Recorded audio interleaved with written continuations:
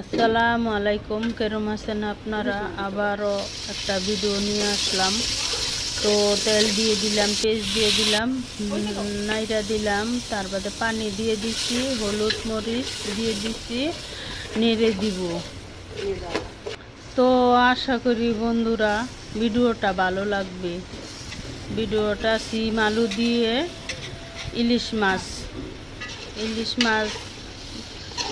বাজি নাই, কাঁচা ইলিশ মাছ কাঁচবাগারের তরকারি। কেমন লাগছে ভিডিওটা? ভালো লাগলে কমেন্টে বলবেন।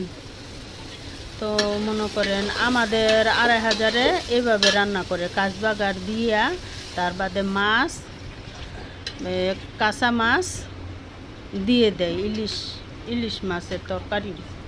তো আপনাকে ওইদিকে কীভাবে রান্না করে একটু জানাইবেন। তো আশা করি ভালো লাগবে, ভিডিওটা দেখতে থাকুন। তো ঢাকনাটা ডেকে দিলাম, ঢাকনা উঠিয়ে ধনিয়া পাতা দিয়ে দিলাম, ধনিয়া পাতা দিয়ে দিচ্ছি। তো আপুরা আপনারা একটু ভিডিওটা ভালো লাগলে লাইক কমেন্ট শেয়ার করেন।